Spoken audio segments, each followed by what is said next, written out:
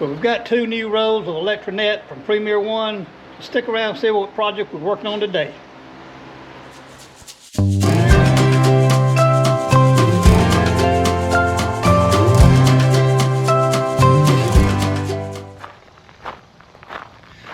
Well, here's what we're working on today. We need to split this pasture right here. This pasture right over here is where I have my billy goats. There's 2 billy goats and my horse over here. And they've got the run of about, I don't know, 25 acres over here. Well, what I'm wanting to do is I'm wanting to move my mature nannies down in the back with my cows. But the problem is this. If you look right through here, you'll see my nannies are in the pasture to the left, my billies and my horse are at the pasture to the right. And they're separated by 2 high tensile fences with a driveway up through the middle. And they both respect that fence, that electric fence, so I have no problem right there. But when you get on back here, when you get to that shed right back here, from here on down, the driveway splits around to the right. But from here on down, it's just one single fence separating them. And it goes down through the hollow there, and there's some dips and all around, and they can get nose to nose back here. Well, that's a problem. Is I don't think that one fence, even though it is electric, I don't think that one fence will keep them out when they get loving on their mind, and they're nose to nose. There are some low spots down through there, and if the fence was to go out for some reason, they'll be mixing together. So what I need to do is I need to go across somewhere right in here, right down through there, and put this electric net out. And that's going to leave these goats and horse, I don't know, 7, 8, 10 acres up through here, plenty of space.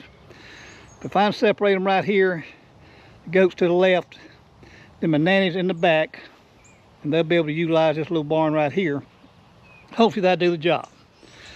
So we're going to set up, and that electric netting I have is 164 feet rows. And the way I stepped it off and measured, that ought to take us to the trees right there. And there's a pond right on down below the trees. And I'm going to take some of our poly wire and go on down to the pond.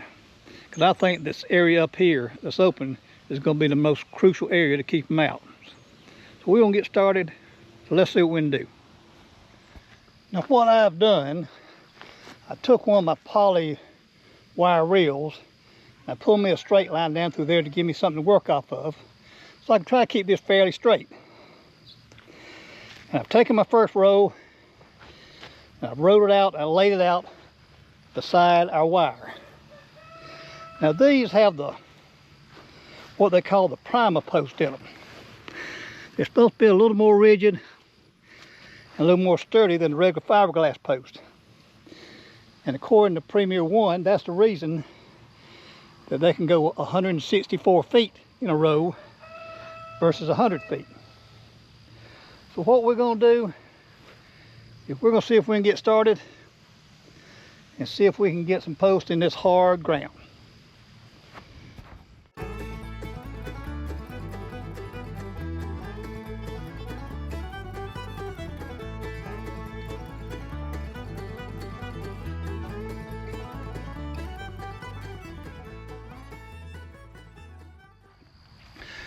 Well, that worked out pretty slick. And it worked out good too, having that line down to give me a straight. And I like those posts. They are a lot more rigid than fiberglass ones. Now what I did is I took a little PVC end cap, put it on top of my post, and just gently tapped them in with a hammer. So that's one row down. Let's pull on down and get row 2 in. All right, let me show you what I've done. I've got my 2 rows of net coming down through here, the end right here. Now I've taken me some fiberglass poles and some poly braid, and I've run 3 strands down here to the edge of the ponds. Now I'm really not worried about them getting out over here. Hope I'm not wrong, because they're so far away from the does. As you see, Come right down here to the edge of this pond that's ate up with duckweed, I call it. I've got to do just a little down the other side, same thing. But hopefully this will keep them out. Hopefully this will keep the does and bucks separated, because nothing's going to be in this pasture. They're going to be way over on the other side. So cross your fingers, hope it works. And I'm going to tell you what, I got to get in the shade for a little while. I know it's hot everywhere, but I am roasting. They're all out here in the pasture. I had to come out here and get them, but here they come. Here, go, go, go.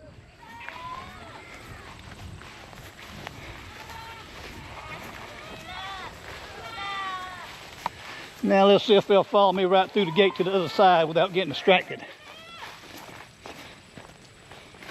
Come on, goat.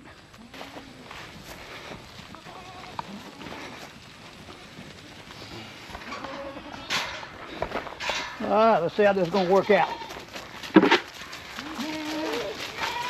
Well, they're going over there without me. Stay away from the business now. Here it goes.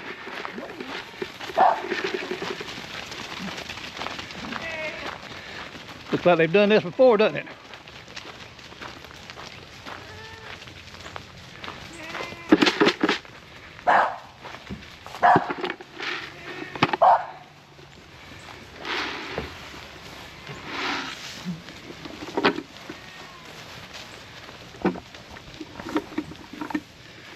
Well, just as slick as it could be, wasn't it?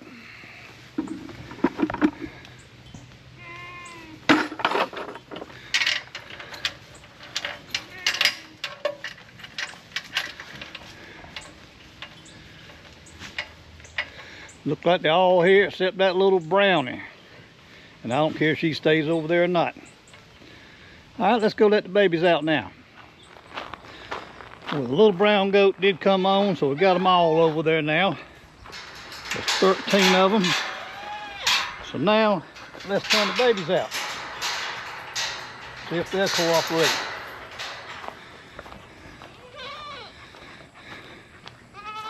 All right, y'all want out? Dixie, hush. There they are. There's one gate open. Now let's open this one right here.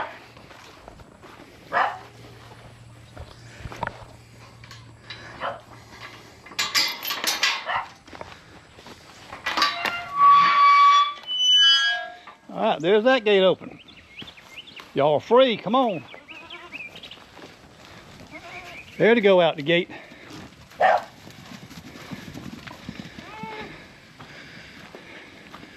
There they go. Isn't that a good looking group of goats?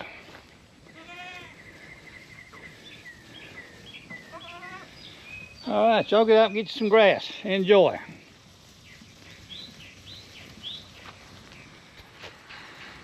Now let's go over to the other side and make sure the nannies have some minerals. And then we need to check a little fence. All right, we've got them all on this lot right here. And what I need to do now is check this fence right here. It goes on down through the woods, through the bottoms. I think we got a couple of shorts back there. So we're gonna take the Polaris, we're gonna ride the fence and check this line out right here. Well, I've got the cows moved down here to the bottoms, and they like it down here because they're a good bit cooler and they got a lot to eat also. But what I do when I move them down here is I haul them water. I set up my 200-pound, 100-gallon stock tanks, and there are the minerals right there. And I bring down water every day and keep them full because I don't want them drinking out of the ponds, and they don't like drinking out of ponds. So I set them up, and I saw that this one right here, it was leaking awful bad. If you look right there, there's a crack here and a crack here. And they're pouring water. So what I did is I got a can of this Flex Seal, and I sprayed it on the outside, and I sprayed it on the inside yesterday. So I've let it set up overnight. Now let's flip it over and put some water in and see if this stuff works. Well, good news, I think. That's where we fixed it down there. I don't see it leaking. You can see the black down there where I sprayed on the inside also. And that's a good thing, because I've got a half a can left, and I've got another one of these tanks at the house that's got a crack in it also. So I'm going to use that other half of the can and try to fix it. Cows look nice and happy. They're down here in the shade. They've all got full bellies.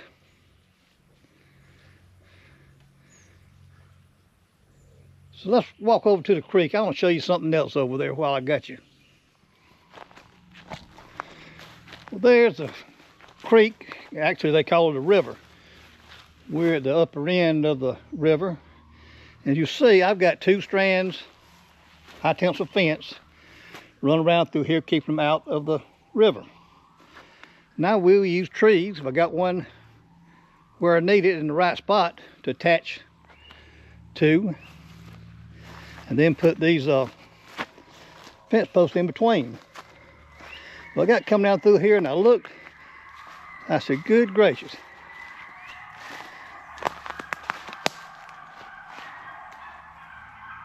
Hear those coyotes over in there?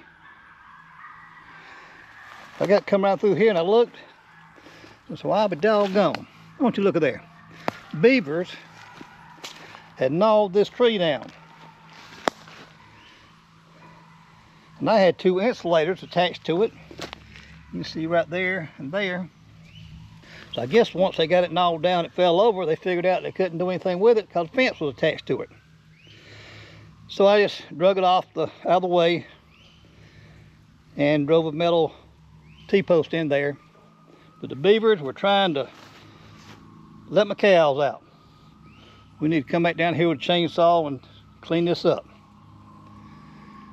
Darn beavers, and there's several more small ones out through there that they've done over the last couple of years. So look out for the beavers. Well, it's been a few days since we put our temporary fence up. Well, actually it's been about 2 weeks. And I want you to look at it. It is just doing great. These new posts they have, these PrimaPost, I guess, P-R-I-M-A, they are really stout. There's 2 rows going down through there at 164 feet each. What is that, 328 feet? And there's not a single metal post or anything else in there, just the post, the PrimaPost. So I'd highly recommend them. We've had a lot of storms roll through the last few days. The fence is holding up great. Try them out. But the fence is doing great. And one more thing I want to talk about right quick is, if you remember when I was in the bottoms the other day, the coyotes cranked up. And what got them going was there was a siren came down the road, got them hollering. We've got coyotes just like I'm sure everybody else has got them. And years ago I used to try to kill them. Kill 1, 2 more show up. But after reading and talking to people, I think the general consensus is if they're not bothering your livestock, just leave them alone. And I've not had a bit of problem with it bothering my livestock, so I just don't mess with them. So that's just my theory. So, but if they ever start, I'll try to get them. But right now, I just leave them alone. So, but anyway, that's all I got for you for now. And as always, till next time, hope you have a great week.